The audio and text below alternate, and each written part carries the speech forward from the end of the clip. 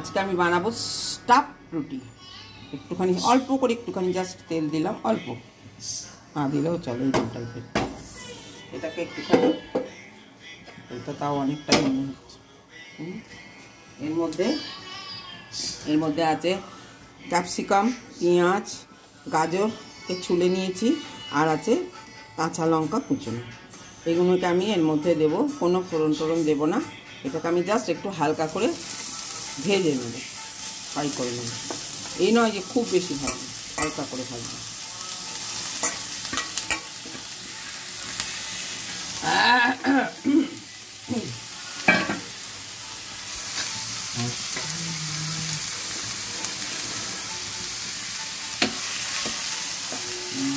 জোরে আঁচটা জোরে করেই হবে,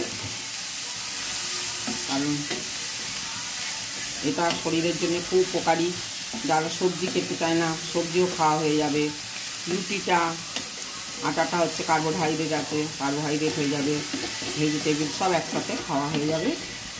এবং এর মধ্যে কোনো অপকারিতার জিনিস নেই, সব উপকারিতার জিনিসই আছে। একটু নুন দিলাম,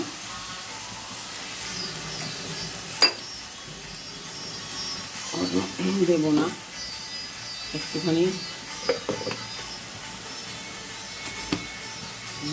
জিরে পাউডার দিলাম, জিরে পাউডার দিলাম একটু অল্প করে, বেশি লাগবে না।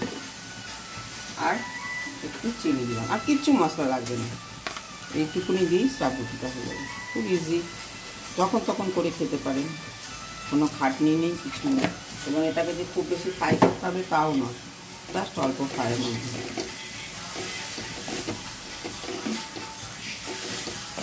ইচ্ছা করলে এতে দুটো বাদামও দিয়ে দিতে পারেন আপনি ভেজে, আর একটু তাহলে টেস্ট হয়তো ভালো হবে। কিন্তু এইটা দিয়েই যথেষ্ট না, ব্যাস এটা হতে থাক ধরে। এটা নাবিয়ে কীভাবে করছি দিয়ে দেখতে থাকবে। ব্যাস হয়ে গেল।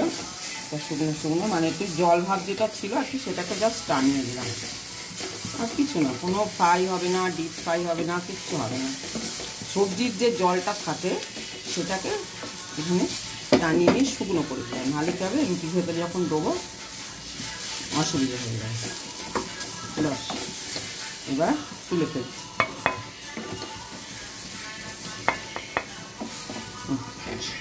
গ্যাসটা জ্বালিয়ে নিই, গ্যাস তাতে দিয়ে দিলাম। দেওয়ার পর এইটা হচ্ছে আমার স্টাফ রুটির পুরটা করেছি, করার পর এবারে আটাটাকে একটুখানি কষে নিই। এটাকে আমি জোয়ান দিয়ে, নুন দিয়ে, আর একটুখানি তেল ময়ন দিয়ে অলরেডি মেখে রেখেছি ডোটা। আর একটুখানি ঠেসে নিচ্ছি। ঠেসে নেওয়ার পর দুটো এই করবো, ব্যাস।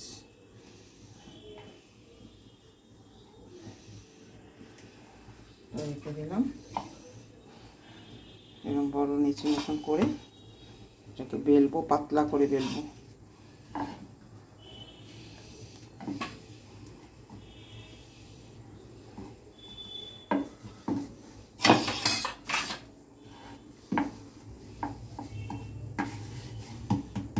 গ্যাসটা একটু কমিয়ে দিই, দিয়ে পাতলা করে বেলবো।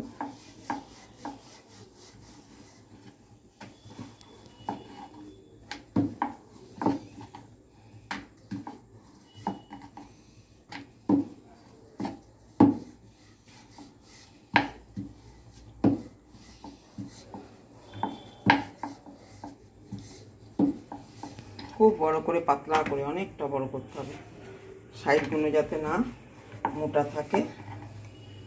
একদম অনেক টাইম লাগছে পাতলা করার জন্য, একটা সাইডও মোটা থাকবে না, ফুল পাতলা হয়ে যাবে, তবে কোথাও কাঁচা থাকবে না। হয়ে গেছে। এবারে আমি ভেতরে ওটা দিয়ে দিলাম।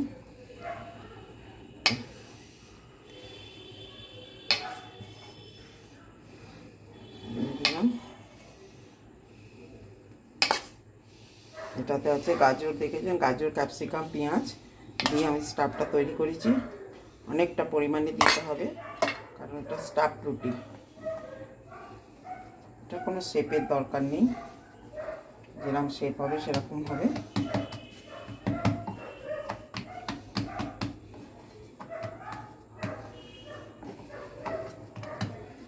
স্কোয়ার হতে পারে, পরোটার সাইজ হতে পারে, রুটির সাইজ হতে পারে, যেরকম করবেন। আমি স্কোয়ার সাইজ দেবো, সুবিধা হবে, কিন্তু খুব একটা বড় হবে না।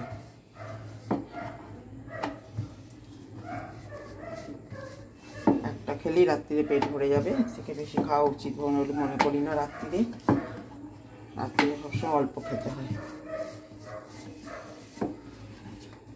হয়ে গেল আমার স্টাফ রুটি, স্টাফ পরোটা। ব্যাস শিখতে থাকো। আর একটা করবো, স্টাফ রুটি হয়ে গেল। এটা আপনি ইচ্ছা করলে ঘি দিয়ে মাখিয়ে খেতে পারেন, মাখন দিয়েও মাখিয়ে খেতে পারেন, শাঁকা তো হয়ে গেল, এই অবস্থাতেও খেতে পারেন। কিন্তু আমি একটুখানি তেল দিয়ে এটাকে স্টাফ পরোটা করে নিচ্ছি, একটু ভেজে নিচ্ছি অল্প তেল দিয়ে।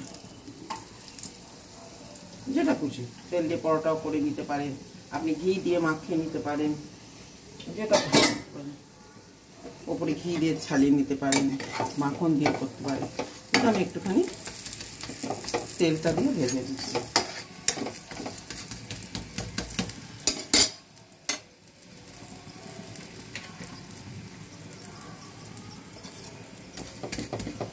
আঁচটা কম করে ভেতরটাকে সেঁকার চেষ্টা করবেন। পুরটা তো আপনার তৈরি আছে, কোনো চিন্তাই নেই, ভেতর কাঁচা থাকবে না, ভেতরটাকে সেঁকে নেবেন ভালো করে, যেটা খুশি। আমি করতে পারতাম মাখন দিয়ে খেলে ভালোই লাগতো, করে নিলাম। এখন মাখন ফ্রিজে আছে, তাকে গলা গেলে করতে গেলে রেডি।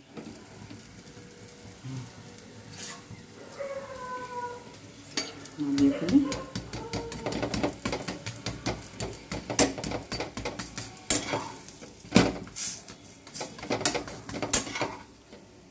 হয়ে গেল। এরপরে আর একটা করতে দিই,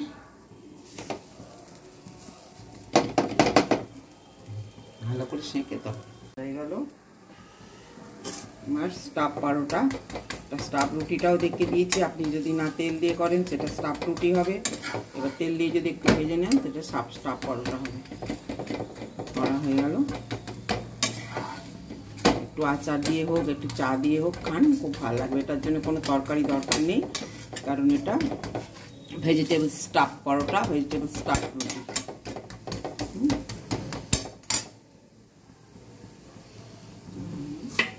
বাস